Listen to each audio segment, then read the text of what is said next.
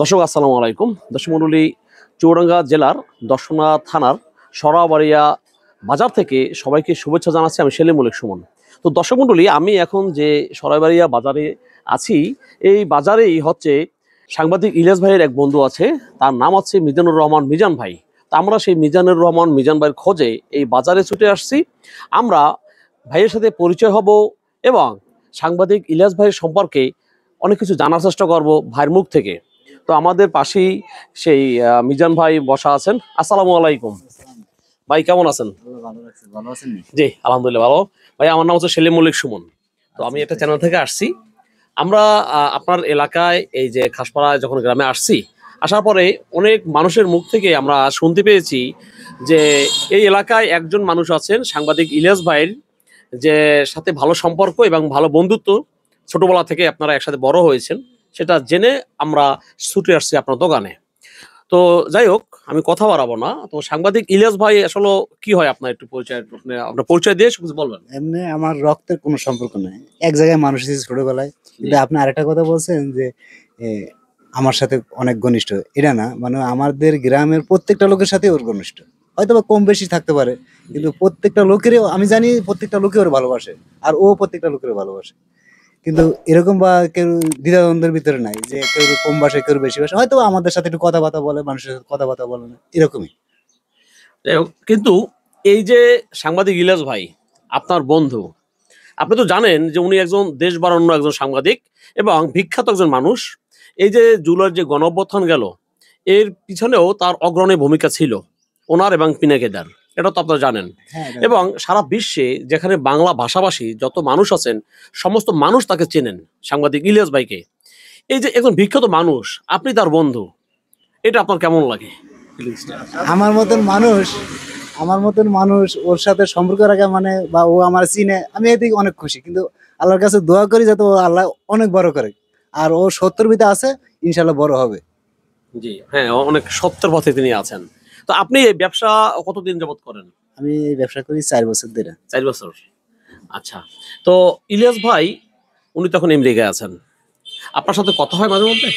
হয়, মাঝে মাঝে হয়, আগেও ফোন হয়তো। দেয়? হ্যাঁ, ফোন দেয়। মানে ফোন দিয়ে কি জানতে চায় উনি, আসলে কি বলে আপনার সাথে একটু বলেন হালকা। এই এখন তো আর আগের মতন কথা বলতে পারতাম না, মনে করেন যখন বাংলাদেশে ছিল ওই সময় ঘন্টায় ঘন্টায় কথা বলতাম, মানে ঘন্টা পর্যন্ত কথা বলতাম।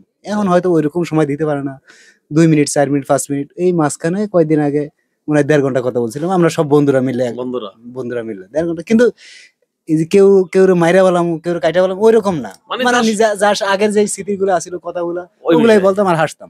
তাই এই ভিডিও কলে কথা বলছেন? ভিডিও তাই উনি তো অনেক স্মার্ট একজন মানুষ, অনেক ভালো কথা বলে, উনি অনেক সুন্দরভাবে কথা উপস্থাপন করে। ঠিক আছে, আসলে ওর তুলনা নাই, ওর তুলনা নেই। একটু ছোটবেলার কোনো ইতিহাস আছে আপনাদের বলার মতো, মানে যে খুবই মজার কোনো আছে? আছে বলবেন? একটা ঘটনা বলি। জি। মানে ওই সময় মনে হয় রূপনগর নাটক হয়, রূপনগর। রূপনগর। আমি আর একটা আমাদের বাতিজা ছিল, ফজরাডি করে নাম, জি। আর ইলিয়াস। আর ইলিয়াসের ছোট বোনটা, ওর নাম রয়েছে রিনা। রিনা আর ইলিয়াস একরকম হয়েছে। জি। নিচে দিয়ে একটা ফুকা ছিল, ওই ফুকা দা আমি এবার ডাক দিছি যে ও শীষ দিছে, আমার বলছে যে শীষ দিবি 8:30টার সময়। হুম। বিটিভিতে হইতো, হ্যাঁ। আমাদের গ্রামে একটাই টিভি ছিল মন্ডল বাড়িতে। আচ্ছা। তো ওই টিভিতে গিয়েছি দেখতে যাব। তো এখন বাড়িতে শীষ দিছি, ওই ইলিয়াসে বুঝিয়ে রাখছি যে আমরা ফোন শীষ দিছি। তো ও বলছে যে মিজান, ও মিজান না, ওই রিনার বলছে, রিনা আমি একটা গান বলবো। তো বলছে, এই তোর গান শুনো, গান করার দরকার নেই, ঘুমামু। তো কয় তুই হনলে হন, না হনলে না হন। তো হ্যাঁ, গান গাইলো কি, আমি একটু পরেই আসিতেছি। আমরা তো নাক মুখ ধরে হাসি।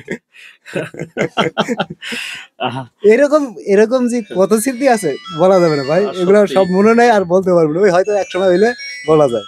অনেক মজার, উনি অনেক মজার মানুষ, তাই না? অনেক মজার মানুষ ছিল। কিন্তু কারো যে আপনি আপনার বাড়িতে গেছে, আপনি এক গ্লাস পানি খাইতে পারবেন না, তাই কোনোদিন খাইবো না। ও খাওয়াইবো কিন্তু আপনার কাছে খাইবো না। এটা আমি জানি না ওর আল্লাহ কি দিয়া দিছে ওর ভিতরে, মানে ওই মানুষের খাওয়াইবো কিন্তু ওই খাইতো না, এমন একটা লোক। আর এলাকায় উনি কিছু করেন সাহায্য সহযোগিতা এলাকায় মানুষের? ওই এটা কইলে তো আরেকটা ঝামেলা হালাইবেন। ও বলছে যে আমি ডাইনাতে দেই যাতে আমার বাম হাত না জানে যে আমি কিছু দিই। আচ্ছা আচ্ছা, ঠিক আছে, এই জিনিসটা আপনারা ঠিক আছে, ঠিক আছে, ঠিক আছে? আমার নাম্বার তোমরা রাখবো, সমস্যা নাই। ভালো আর কিছু বলেন ওনার সম্পর্কে, ওনার পরিবার সম্পর্কে কিছু বলেন, ওনার ভাই বোনেরা কোথায় থাকেন? আপনি কিছুক্ষণ আগে সেলিম ভাইকে ফোন দিয়েছিলেন, ওনার বড় ভাই, ওনার সাথে কি আপনার ভালো সম্পর্ক? হ্যাঁ, আল্লাহর মতে সবার সাথে সবার সাথে বড়। সবার সাথে। ওনার যে দুই বোন আছে, এই বোনেরা কোথায় থাকে এখন? একটা আছে ঢাকা আর একটা আছে আমেরিকা। ঢাকায় থাকে জেনে উনি কি করেন?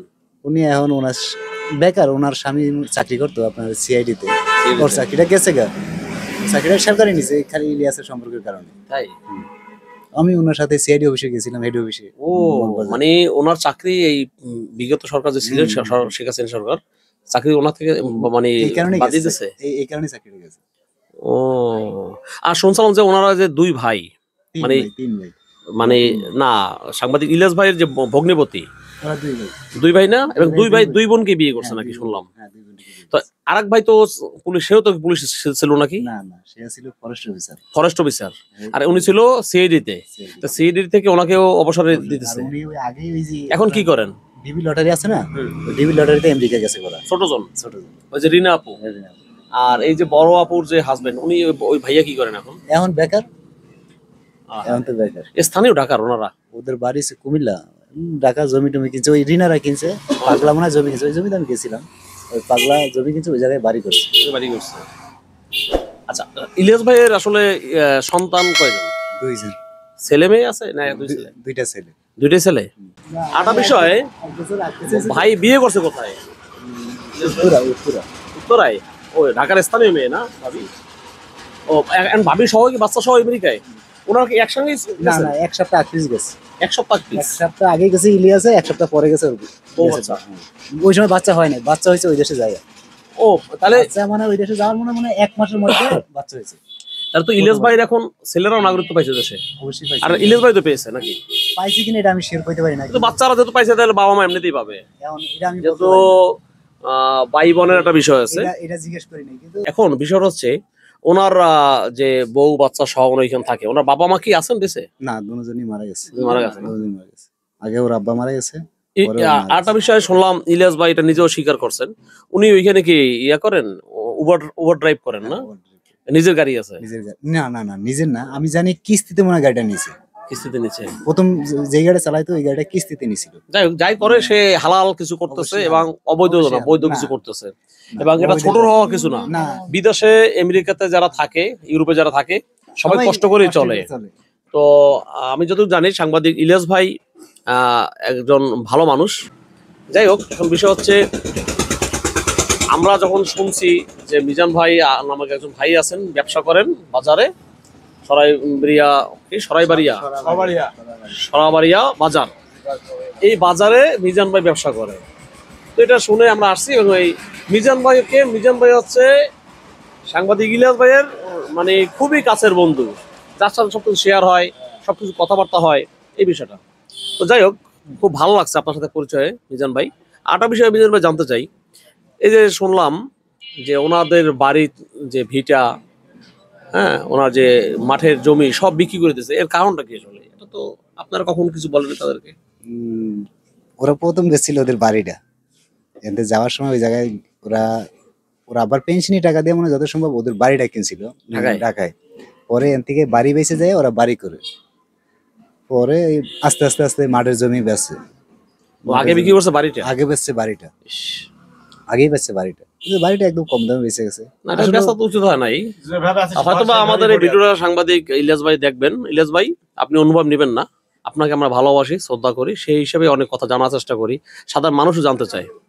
আর বিষয়টা হচ্ছে, আমার তো বলাও ঠিক না যে আপনার বাড়িটা কেন বিক্রি করলেন, কিন্তু বাড়িটা রাখা উচিত ছিল মনে হয়। প্রত্যেক বিটা তো এটা রাখতেন, মাঝে মধ্যে আসতেন, বা যখন আসতেন আপনার ছেলে মেয়ে জানতো যে আমার দাদা বাড়ি এমন জায়গায় আছে। ঢাকা তো বাড়ি আপনাদের আছে, সেটা ঠিক আছে। তো যাই হোক, আপনি অনুভবে নেবেন না আমাদেরকে, আমার সুন্দর দৃষ্টি দেখবেন। তো মিজান ভাই, আর কিছু বলার আছে আপনার ভাইয়ের সম্পর্কে? কি বলবো ভাই, ভালো কিছু কথা বলেন না, আপনার কথা বলেন। একটা জীবন মনে করেন প্রায় 27-28 বছর এক জায়গায় ছিলাম, এত কত কথা কমু কোন। কিন্তু একটাই কি, খারাপ কোনো কিছু ছিল না ওর ভিতরে, খারাপ কিছু ছিল না। হেডমাস্টার ছিল। আর অনেকে কয় নুরা রাজাকার। শালা মানুষের বিবেক কিনা আমি দেখি। আর একটা কথা মনে হয়, আরেকটা ইলিয়াসের সাথে একটা টক শো দেখছিলাম, কি কমিউনিস্ট পার্টি না কি পার্টি, হুম।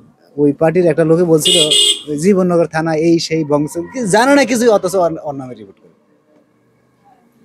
এর বাবা তো যত শুনলাম সেই স্কুল টিচার ছিল। হ্যাঁ টিচার ছিল উনি, ভালো উনি মানুষ টিচার ছিল, ছিল। খুব ভালো মানুষ ছিল, উনি টিচার ছিল। খুব ভালো মানুষ ছিল। পাঁচ নামাজ পড়তো উনি, কাদা পানি দেখা দেখি নেই উনি, যত টিচার উনি যাবেই, যত কষ্ট হোক উনি যাবে। এটা 3 কিলো মনে হয় হবে খুব সম্ভবত। ওই তো মাঠ মানুষে দিয়ে দিয়েছিল, এটা হচ্ছে 3 কি কিলো হবে মানুষে কাউকে এরকম। হ্যাঁ প্রতিপন্ন কিভাবে করা যায় অনেক লাগিয়ে থাকে। হ্যাঁ কিন্তু ওই লোকের কথাগুলো শুনে খুব রাগ হয়েছিল। কিন্তু আমি সত্যি কথা, আমি লেখাপড়া জানি না ভাই। আমি ওই টক শো দেখতাম, মানে কমেন্টে কিছু লেখে না, আমি লিখতে পারি না, আসলে লিখতে পারি না। আমি তো মূর্খ মানুষ, আমি লেখতে পারি না। কিন্তু আমি ওই লোকটার আমার চাইছিল, মনে চাইছিল আমি কিছু লিখে গাইলাই অনেকদিন আগে, এটা মনে হয় তাও মনে হয় মেলা এই সরকার নতুন আবার আগে ওই অবস্থা থাকতে মানে তো আপনারা এখন আপনার বন্ধুকে তো আসতে বলতে পারেন, দেশে পরিবর্তন হয়েছে, ওনাদের জন্যই এত কিছু হয়েছে, ওনাদের এবং ছাত্র জনতার কারণে, তাই না? আমি মনে করি যে আসতে পারে, ঘুরে যাবে। যদি 10টা লোকে এই শেখ হাসিনা হালাইছে, আমার মনে হয় 10জনের ভিতরে একজনও আছে। Right. আর সেটা তো আমিও বললাম যে অগ্রণী ভূমিকা ছিল তার এবং পিনাকিদার দুজনের। পিনাকি দা অনেক ভালো মানুষ, আমি পিনাকিদার বাড়িতে গেছিলাম, তার অনেক বাড়ি ভালো। ভিডিও করছে। অনেক অনেক ভালো মানুষ।